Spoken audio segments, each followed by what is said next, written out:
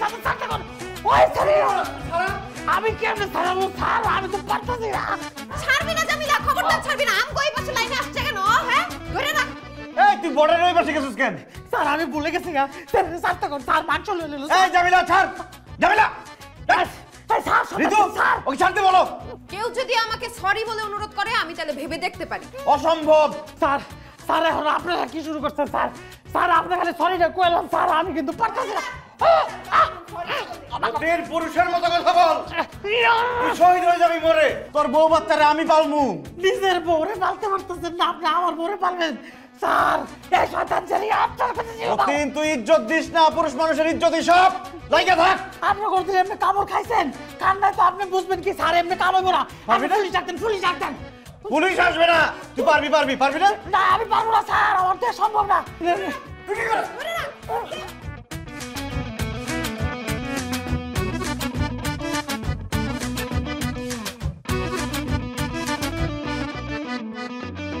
মতিন হাতে কি ব্যথা আছে এই সব ব্যথা ব্যথা কোনো ব্যাপার হ্যাঁ গ্রামে কত কুত্তার খামর খাইছি সিলাই লাগে না সাবাস এই না হলে পুরুষ এখন আমরা পিজ্জা খাবো গরম গরম পিজ্জা আহা মানুষ শুধু গন্ধ পাবে চোখেও দেখবে না খাইতেও পারবে না কি সুন্দর স্যার মতিন জি স্যার তুই কয় স্লাইস খাবি স্যার বুঝি নাই বুঝবি না তুই অর্ধেক খাইস কি গ্রান আইতেছে স্যার যাও আইস দিয়ে কোল্ড ড্রিঙ্কস নিয়ে আসো গো কেউ আছে পিৎজা খাওয়ার ইচ্ছা পোষণ করে শুধু গন্ধ শুকতে হবে খাইতে পারবে না মতিন কোল্ড ড্রিঙ্কস কই আরে আইস জমে না যা আছে তাই দিয়ে জানা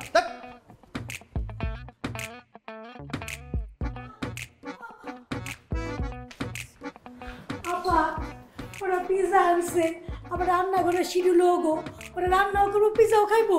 হ্যাঁ আমরা কি না খেয়ে থাকুম আবার কাম করি অর্ধেক রয়েছে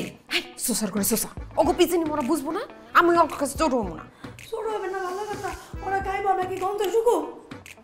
আচ্ছা একটা কাজ কর পানি আন আপা আপনি কি কইতেছেন সকাল থেকে কাম করতেছি পানি খেলে কি পেট ভরবো তুমি তো আজকে পানি আন যা